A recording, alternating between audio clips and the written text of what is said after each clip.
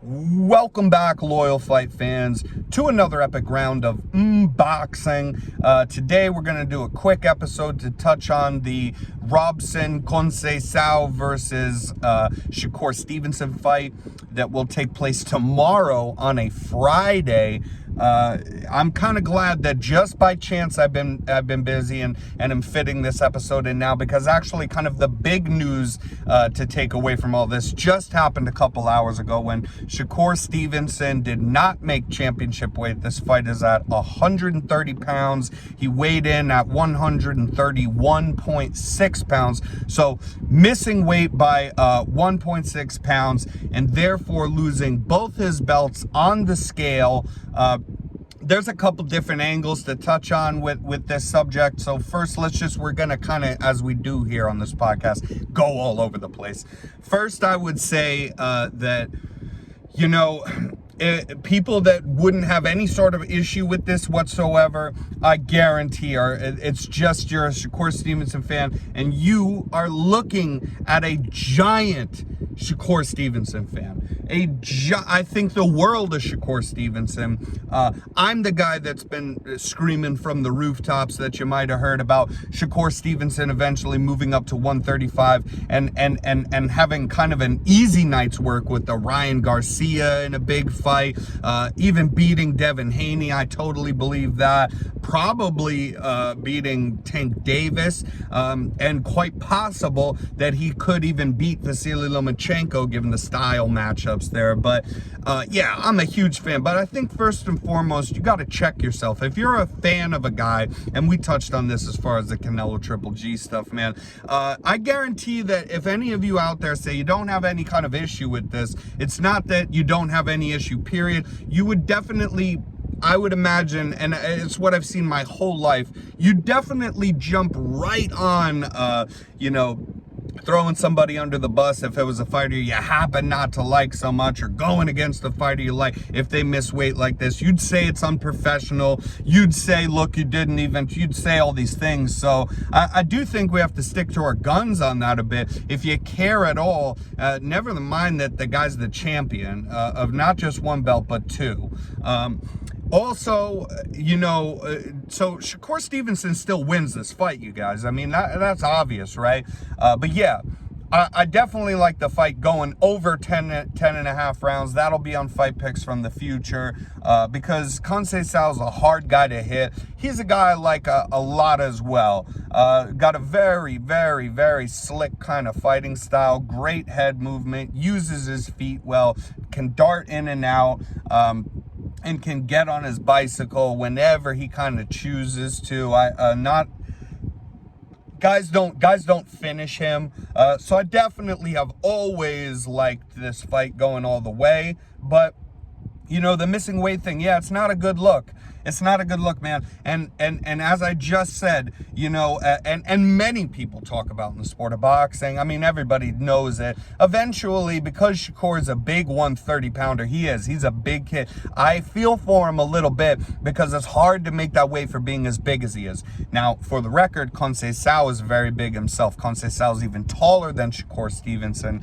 He made weight, even was a couple 0.0 pounds under the 130 weight limit there. But yeah, it's not, I personally would have liked to see Shakur, because he's so talented, because he's already fought and beaten Valdez, right, and already gotten another belt off Jamal Herring, and because Conceicao is such a respectable opponent to have here, and I pick him to win this fight as well, I really wanted to see him just, take the other belts from these other guys. If he could fit in just 2 more fights at this weight class, he'd unify the belts. Then you move up. You don't need to defend them then, but I wanted him to have all these belts. It really looks good on the resume. It's good for your Hall of Fame stuff. It's good for your pound for pound stuff. It's good for everything, and everybody knows it. So I kind of, and because these guys are easy work for him, for what he's already been through. He takes all these belts at 130 if he really wanted to, if he could make the way for a couple more fights. That was kind of where I wanted to see him go, and then move up immediately after he's cleared the division out. because he's done all the hard stuff already of clearing the division out, honestly. I get if he has a take that I've fought harder guys already proven myself, and it's hard to make the weight, so I'm going up to 135. Now, they gave him the extra 2 hours when he lost both his belts on the scale for missing weight, and he straight declined to said, I'm not even going to try. That is a different subject. You should make the weight in general, but 1.6 pounds in 2 hours for a 130-pound guy is very hard to do. Can honestly be unsafe as well. So I don't blame him for that. Also, yes, I mean, this is what everybody's saying. We've talked about the move up to 135. I'm very sure this is his last fight. You know, at 130 pounds, being that he's already over that weight, and it's been hard for him to make it. So I'm sure he goes up to 135 and has all the success in the world there, because I'm an enormous fan of the guy. But you got to check yourself. You know, if you say you had no fucking problem with this, I know you're out there bashing other fighters for the exact same thing, dude. We never stick to our guns in boxing fans, do we?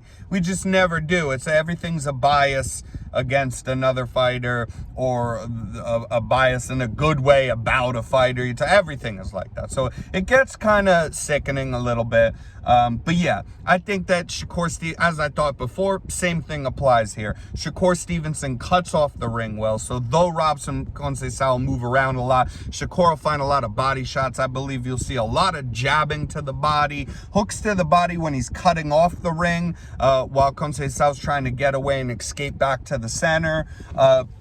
And Shakur, you know, with the prodding jab, it'll and the straights, it'll break through the guard again, break right through the middle of the gloves again, and score jabs that way. He's also very good about his distance management, which doesn't always just mean defense. It's good for his offense because he knows just where he has to be when he's popping those jabs through the guard, the middle of the guard. Then he knows right where he is to get, you know, hooks in right around the guard. You'll see that.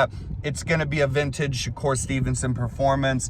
I wouldn't count out Conceicao, though I'm confident Shakur wins this fight. Conceicao is a highly respected boxer. If you don't know him, you definitely should. He has an incredible amateur career where he's fought in the likes of Josh Taylor. And I mean, I thought he won the Oscar Valdez fight that he had a couple fights ago. Beaten undefeated, who was that? I believe Xavier Martinez, I believe it was, not so long ago. Conceicao's a great fighter, and he will be defensive as he is, but that's his style. Shakur kind of makes it all look easy because he's not doing flashy, crazy angle cutting like Lomachenko does that really just draws the attention of your eyes, like, wow, look at that. He's not a huge power puncher guy, you know, he's knocking people out left and right. And also, yeah, even his head movement stuff, he's got that for sure. He's slipping punches in there, but it's very, very slight and just enough because he's kind of a technician in that way. So what he'll do is he'll use his jab until it's being effective enough to bring the hooks around the guard. He'll know how to cut off the ring so he's not letting the guy run around from him too much, and he'll just put in that vintage Shakur Stevenson performance. But I do think, as I said, that we do need to consider that this is a little bit unprofessional, though I feel for the guy because it's hard to make that weight for him. As I just said, here's a perfect example, man. Robson Conceicao's even fucking bigger guy. He's taller, you know, sure, he's lean, all this, but Shakur's not a muscle monster either. And Robson's even taller and made this weight, and has continued to make this weight. And Shakur is very young still, so you know, I don't know. Those are the different opposing things. Shakur still wins the fight, but I do think we need to care. I do think it's a bad look to lose your belts on the scale in an almost I don't care kind of fashion. Yeah. But yeah, bet the over, as far as the over-under is concerned and gambling picks, bet over 10.5 rounds or the fight going all the way to the distance.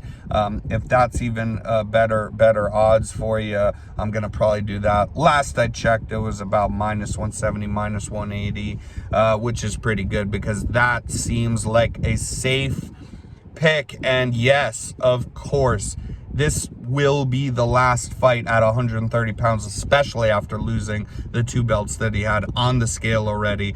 And that means that if Shakur Stevenson wins this fight even now, the belts are still considered vacant. He's not going to stick around just to scoop up, you know, when it's so hard for him to make the weight, just to scoop back up belts that he already had and never technically lost. But yeah, not a good look to lose him on the scales like that. And I was honestly shocked to see that as well. But until next time, loyal fight fans, glad we were able to stick this one in there. And I hope you enjoy the fights. We're getting Friday night fights and some fights on Saturday as well. So a good weekend of fights. I hope you're safe. I hope you enjoy watching the fights, maybe with some friends. Good vibes only. Let's go.